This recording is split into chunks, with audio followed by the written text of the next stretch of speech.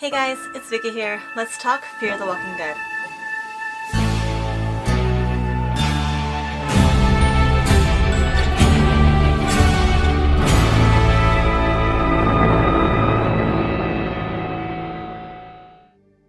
Alright, so in this video, I'm going to be talking all about the 4th episode of the 7th season of Fear the Walking Dead. This episode is titled Breathe With Me, and I highly suggest you guys watch the episode first before you watch this video, since I'm going to be deep diving into every single scene of this episode. So to just avoid major spoilers, watch the episode first, and then come back here and see if you agree or disagree with what I had to say about the episode. And with all that being said, let's get straight into it. The opening minutes focuses on a warhead in the middle of nowhere, then jumps to Sarah waking up in a bed. She seems startled and not knowing where she is as she frantically gets up and searches the place. A walker wanders into the building and comes after her, but Al shoots the walker just before it gets to Sarah. Daniel, Wes, Charlie, and Luciana all come out to greet her and make sure she's okay. Sarah asks about Wendell, but they all tell her that they haven't been able to find him. The only thing they found was his hat, and Sarah insists on going out there on her own to find Wendell. Now, I'm really enjoying that in every single one of these episodes of Season 7 so far, they've been focusing or showing us what or who this episode is going to be focusing on, and this episode definitely focuses on Sarah going out to find Wendell. And even in just these opening minutes, we can just tell this is going to be a very emotional episode. Just when Sarah has like this outburst that however hard they tried to find Wendell, she's going to try even harder. And like just watching that one scene alone was very, very emotional, and I think that that's just the tip of the iceberg for this episode. And as a little side note, I know that I said this episode is going to be focusing on Sarah finding Wendell. It's just in the opening minutes, they did briefly touch on Daniel's condition, where Daniel said that he closed the gate, and then I forgot who it was. I think it might have been Charlie asking him if he's sure, and obviously not to call him out on it, but it's just to ensure everybody's safety. And when Daniel's like, I think I did, and then he's not too sure of himself, that part kind of really got to me, because like he was so sure of it, and then when he really thought about it, he wasn't too sure. And I really like that they're being continuous with his characteristic of not being able to remember things, or being kind of hallucinatory, if that's a word. Delusional is what I'm trying to say. And just, I really like that they're keeping that minor detail, even if it's just in like the opening minutes for like a very, very small part of the scene. Sarah goes out day after day to try to find Wendell, trying every channel on the radio to try and reach out to him. After she's about to pack up for the day, Morgan reaches out to her via the radio. She gives him her location, but unfortunately, the battery of the walkie dies out before he can respond to her. Now, I do understand that Sarah wants to reunite with Morgan, and obviously Wendell, but at the same time, when she tells him exactly where she is and who's with her on a, for like a better word, public channel, since a person who owns a radio can tune in on these channels on the radio, I found that really, really stupid, because you're putting your people and yourself in danger just to tell Morgan where you are, when anyone can listen in and be like, oh, there's people here, it's probably safe, let's go to this area where this person just said that they are, and try to possibly invade, because there's apparently no good people in the apocalypse anymore. Or so that's what the shows usually depict. I just found it really, really dumb that, like, as much as Sarah does want to reunite with her friends, she should have made like a meeting point and not just straight up blurt out where her friends are staying, and basically just give anyone a chance to invade on where they're staying, basically. Sarah spots a car in the distance and goes to check it out. She finds Rufus in the car and the box with Emil's head inside. Emil's brother holds Sarah at gunpoint and makes a deal with her that if she brings him to Morgan, he will help her find Wendell. Now, when Emil's brother finds Sarah at his car, presumably, it definitely is his car, and he basically tells her that he heard everything she told Morgan on the radio.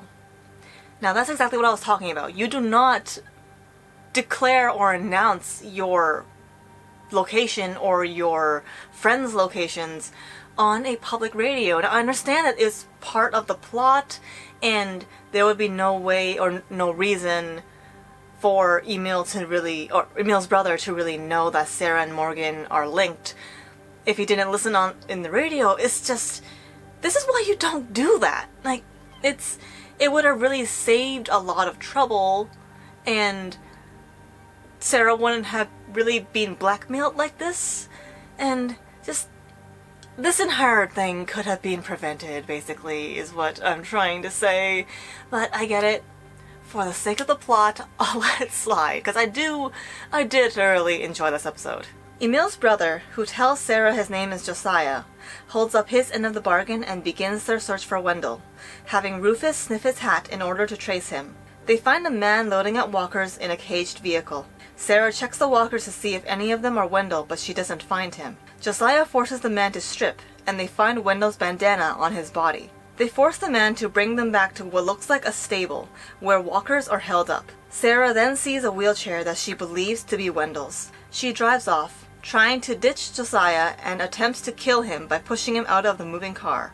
Unfortunately, she loses control of the vehicle and drives off the edge of a small cliff. So as I said in the beginning of this video about the opening minutes, this episode is definitely on the emotional side, especially because Sarah is trying to find her brother, who she doesn't even know if he's alive, and when she sees the wheelchair, she basically has a complete mental breakdown because she definitely believes that now he is dead, and she gets emotional, she gets very worked up, especially when the man who brought them to the stable said something along the lines of he just let the walkers have the meat sack, I think was the word he used, in the wheelchair, and that he should be crawling around somewhere in the stable.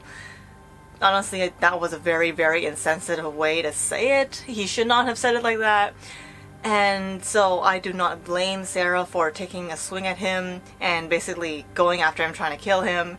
And then she wasn't really seeing straight when she got to the car, so when she tried to also kill Josiah, I don't blame her there either, just because, like, she was caught up in her emotions. She wasn't seeing straight, and all she knew was that her closest relative, her closest family to her, is now gone, and she wasn't able to take that emotional baggage, or she wasn't able to take that news very lightly or very well. Josiah and Sarah wake up in the car with the windows shattered, and they're unable to open the doors as they're blocked in by large boulders. Sarah spots the open warhead and begins to have a panic attack. Josiah calms her down by telling her a story of when he was lost as a park ranger in a fire, and Rufus managed to find him. He comforts her by saying that she would feel her heart stop if Wendell really was dead. Sarah then attempts to call out to Morgan via the radio, and when they don't hear back from him, they fight their way out of the car, escaping through the windows. Fortunately, Morgan finds them and they clear the herd together. Now there's a little bit of a continuity error in the scene before, when they fall down in the cliff and when they're stuck in the car. And basically the space between the boulder and the car from the previous scene, there was enough space for them to really get out of the car, but when the scene changes and they're at the bottom of the cliff, the boulders are much closer together, and I'm honestly gonna let that slide just because it's really, really hard, like production-wise at least, to have this car physically on set fall down into the cliff and have it perfectly aligned with the boulder. Of course, they could have done it with CG, but that would have taken the authenticity away from the entire scene. I just wanted to point that kind of continuity error out there, but I do understand that for production-wise, it was harder to get it like that.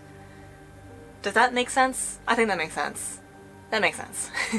I really, really liked that in this scene they're giving us a lot more backstory to who Josiah is. And we didn't really get that with Emil.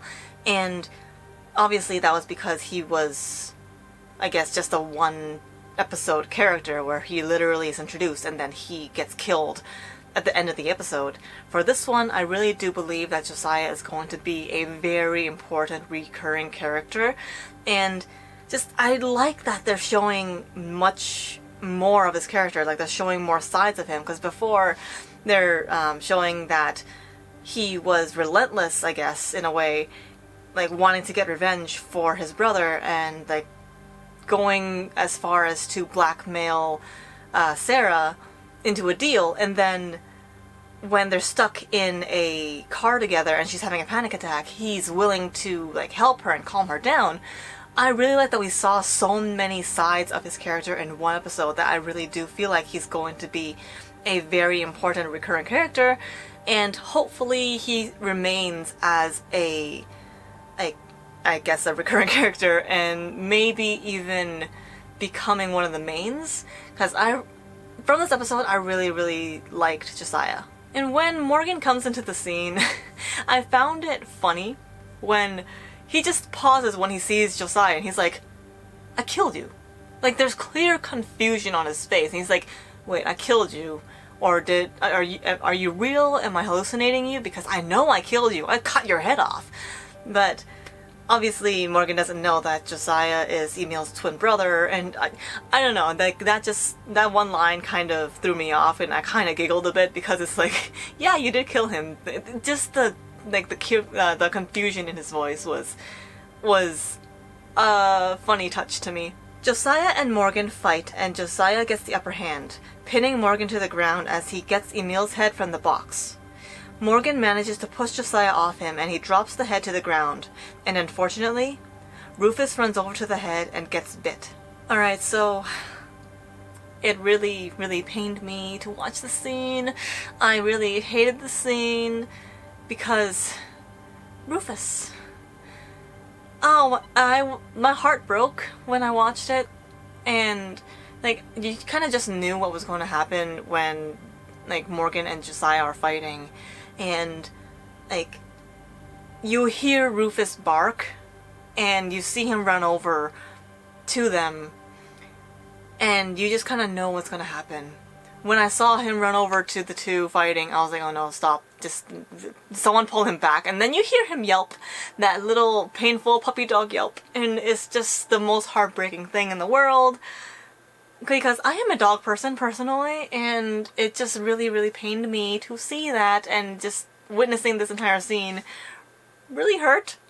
And yeah, I just did not like the scene at all, although I do understand why they needed the scene, just to propel the plot forward, just to make Josiah like snap out of his revenge mindset. But couldn't there be some other way other than letting an innocent dog die? Josiah has to put down Rufus, and Sarah reveals to the two of them why she calls Wendell her twin when they aren't actual siblings by blood. Now, with Sarah's relationship with Wendell, I honestly didn't think it was that deep. I thought that it was going to be like they were comrades, or like they knew each other from school from a very young age or something, and they just considered them each other family because they got that close.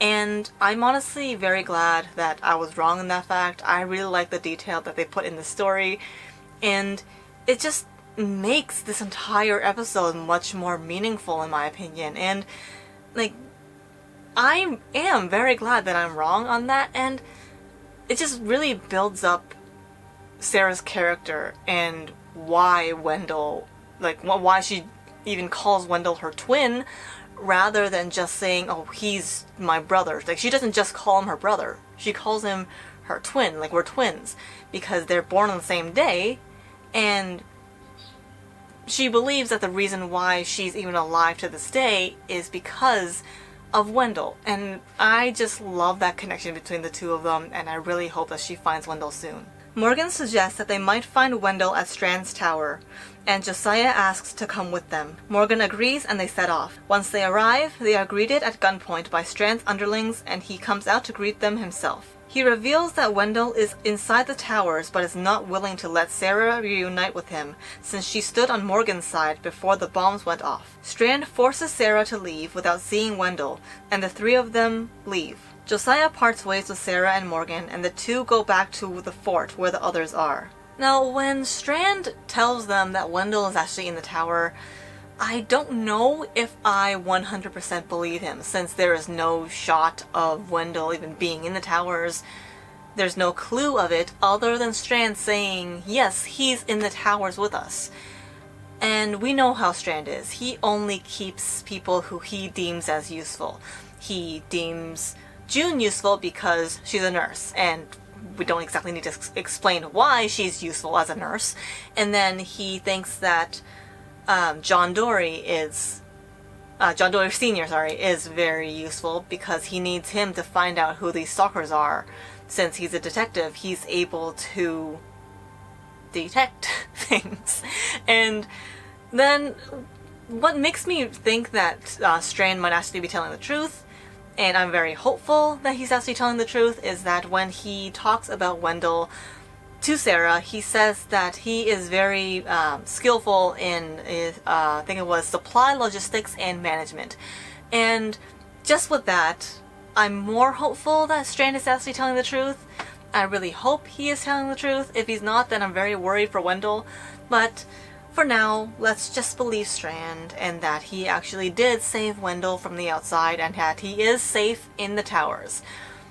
Let's just really hope that Strand is telling the truth here. Now, as a side note, I am really getting annoyed with Howard and how he thinks he has power just because he's Strand's right-hand man. Especially in the scene where, like, they can all see that Sarah is being very, very emotional because she's literally about to be separated from her brother that she's risked her life to find so far. And when she makes a plea to not let Wendell know that she was here, it's a very simple request. And yet, Howard's like, what makes you think you have the right to say anything or make any requests? And I hated how he said that, because it's like, first of all, he's not Strand. He's not the one who built this community. So, he had all of the supplies and he had the place to himself, but he was not able to build up the community like Strand is. So, for him to think that he has any authority to say something like that to Sarah, I don't like it. It's getting really annoying to me, and honestly, he is really climbing up my hate list, and I'm looking forward to seeing him die, as bad as that sounds. In the final scene of this episode, a lone stalker reunites with some of the others, bringing the warhead back to their leader. Now, this final scene, it's very short, but it gets straight to the point. The stalkers now have a warhead in their possession, which makes them an even bigger threat than we ever have known, and it just really propels the plot forward, because now the stalkers, they have a huge weapon and they can definitely use that to their advantage. And they're definitely going to be the other villain. I honestly think that the stalkers are going to be the big villain, and Morgan and Strand are going to have to put aside their differences and just join forces to defeat these people. And then when they're defeated, they can get back to the Civil War. I honestly think that's what's going to happen. I hope that's what's going to happen, because at this rate, Strand's people, from what we've seen, are not really equipped to fight. Whereas Morgan and everyone else, they can definitely fight, but they don't have the manpower. Put that together, you kind of have a very good chance to fight these stalkers, even if they do have a warhead. It's just, I don't know if that's really where things are going. Strand might not agree to a truce with Morgan just to take down these stalkers because Strand has too much pride. You're way too prideful. Stop that. And yeah, I don't know if that's really what's going to happen. That's what I hope is going to happen. Now, I really did enjoy this episode because there was so much like character, I guess you can call it character development, and we found out a lot more about Sarah's past, and we also found out a lot more about Josiah, and like I really like that we're exploring so much more of the these characters' backgrounds and all that. And you guys know I love character development. I love exploring character backgrounds, and it's just we got so much background and detail in this one episode, and it was just really, really nice to see. And I don't know if it's just me reading too much into it, but I kind of saw potential between Sarah and Josiah. I hope I'm not the only one who kind of saw that there might have been something between those two. Like, I might just be reading too much into it, but like they did have that kind of chemistry on screen to me, and I would not be surprised if their friendship bloomed into something more. And obviously the biggest thing that I did not like about this episode was poor Rufus dying. He did not deserve that death. It just still makes me so sad to think about, and I'm not gonna lie, it's going to dock some points from this episode for me. So yeah. And so with that, I'm going to give this episode a 6 out of 10. Originally, without Rufus's death, this episode would have probably been an 8 or a 9 out of 10 for me. But Rufus died, so now it's a 6. Like, animal deaths I can't get over. They're just so sad. And like, I love Rufus. I love dogs. I still want to know where Skidmark is. And anything that has to do with the loss of an animal is just really sad to me, so that's why it's a 6 out of 10.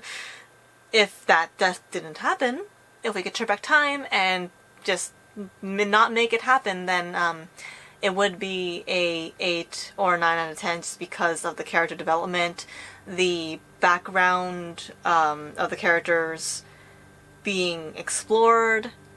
But no, Rufus had to die, so it's a 6 out of 10. Alright, so that was my review of episode 4 of season 7 of Fear the Walking Dead. If you guys enjoyed my video, please give me a thumbs up. If you guys agreed with what I said or disagreed with what I said, please let me know down in the comments below. And if you haven't already subscribed but would like to see more of my future content, please hit that subscribe button and ring the notification bell. I would really appreciate it if you guys did that. Alright, and I'll see you guys in my next video. Thanks for watching. Bye!